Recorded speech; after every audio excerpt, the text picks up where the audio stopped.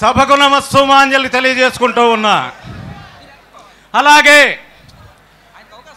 మన పార్టీ అధ్యక్షులు, గుంటూరు జిల్లా వైఎస్ఆర్ కాంగ్రెస్ పార్టీ అధ్యక్షులు, ధర్మరాజ స్వరూపులు, నిరంతర పోరాట యోధులు, పార్టీ అధ్యక్షులు, నేటి మన సభ అధ్యక్షులు మర్రి రాజశేఖర్ గారికి మనందరి తరఫున నమస్సుమాంజలి తెలియజేసుకుంటూ, ఈ రోజున ప్రపంచంలోనే పేరెన్నిక కన్నా ప్రాంతమైనటువంటి గుంటూరు జిల్లాలో పాలకులు చేసిన పాపాలకి వర్షాలు పడక, పంటలు పండక, పండిన పంటకు గిట్టుబాటు ధర లేక నిరంతరం సతమతమవుతూ ఆత్మక్షోభతో ఆత్మహత్యలకి పాల్పడుతున్నటువంటి రైతులకి భరోసా కల్పించడానికి రైతు రాజ్య స్థాపన కంకణదారి జగన్మోహన్ రెడ్డి గారికి మన అందరి తరపున కూడా నమస్సుమాంజలు తెలియజేసుకుంటూ ఉన్నా. అలాగే ఈ ప్రాంగణంలోకి వచ్చినటువంటి రాష్ట్ర నలుమూలల నుండి వచ్చేసినటువంటి రాష్ట్ర రైతు విముక్తి ప్రదాత, పేద విద్యార్థుల పాలటి విద్యాదాత, బడుగు బలహీన వర్గాల పాటి అభయ ప్రదాత, పేద రోగుల పాలిటి ప్రాణదాత, యుగ యుగాల నేత, ఈ కలియుగ నేత, కీర్తిశేషులు డాక్టర్ వైఎస్ రాజశేఖర రెడ్డి గారి ఆత్మీయ అభిమానులైనటువంటి రైతు సోదరులందరూ కూడా పేరు పేరున నమస్సుమాంజలు తెలియజేసుకుంటూ ఉన్నాం. అయ్యా, ఈ పవిత్రమైన ప్రాంగణంలో వారి గురించి ఒక్క మాట చెప్పుకున్నా తప్పే. ఎందుకంటే వాళ్ళ చరిత్ర బ్రహ్మం గారి చరిత్ర కాదు, భూదోపిడీ చరిత్ర లేదు, సద్గురు సాయిబాబా చరిత్ర కాదు. నిరంతరం ఎదుటోళ్ళ మీద సాడీలు చెప్పి, చెప్పిన అబద్ధం చెప్పకుండా నీచ నికృష్టపు రాజకీయాలు చేసే చరిత్ర. అటువంటి వారి గురించి మనం చెప్పుకోవాల్సిన పని లేదు. కానీ మీరందరూ చేయాల్సింది ఒక్కటే ఆలోచన గుర్తుపెట్టుకోండి. మనము సంవత్సరానికి 3 సంవత్సరాలుగా మన ఇంటి ముందుకి కాటికాపురు వస్తున్నాడు, దానం చేస్తున్నాం. అలాగే బుడబొక్కలోడు వస్తున్నాడు, దానం చేస్తున్నాం. గంటల సాయిబు వస్తున్నాడు, దానం చేస్తున్నాం.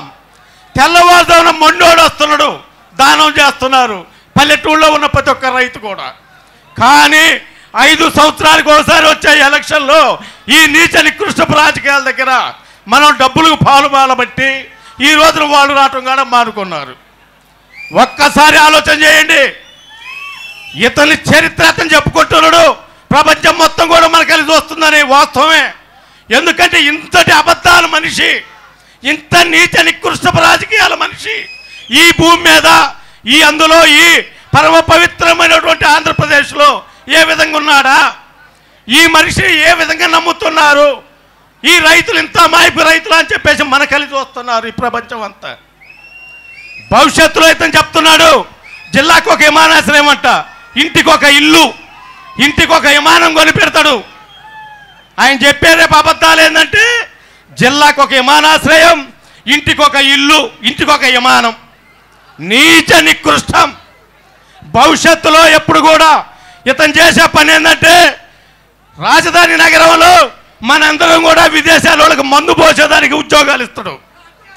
మన అక్క చెల్లెమ్మలు, మన తల్లులు ఎంగిలి పల్లెలు కడిగే ఉద్యోగాలు ఇప్పించేది. అది ఇతని చరిత్ర. వెనక రాజులు రాజ్యపాలన చేశారు.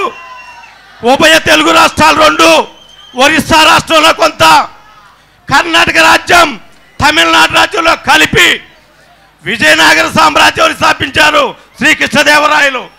అంతటా ఆయన కూడా ఎక్కడగాడ భూమి మీద రాజధాని నగరం గట్ల కొండ ప్రాంతాలలో కట్టాడు. ఎందుకు కట్టాడు? పంట పొలాలు పాడు చేస్తే భవిష్యత్తులో ఆహార కొరత వస్తుంది, రైతులు దెబ్బతింటారని చెప్పేసి ఏందాక తెక్కలోనే కట్టలా ఇంత నీతి ఎక్కువ రాజకీయాలు. దయచేసి మీరందరూ కూడా ఆలోచన చేయండి. భవిష్యత్తులో రైతు రాజ్య స్థాపన కంకణదారి జగన్మోహన్ రెడ్డి గారికి అత్యధిక మెజార్టీతో మీరందరూ కూడా ఓట్లేసి రైతు రాజ్య స్థాపన మనం స్థాపించగలిగిన రోజున మనందరూ కూడా మేలు జరుగుతుందని మీకు తెలియపరచుకుంటూ, దయచేసి మంచి ఆలోచన చేయమని మిమ్మల్ని అందరూ కోరుకుంటూ సెలవు తీసుకుంటూ ఉన్నా. జై జగన్. జగన్మోహన్ రెడ్డి గారి నాయకత్వం. జై జగన్, జై హింద్.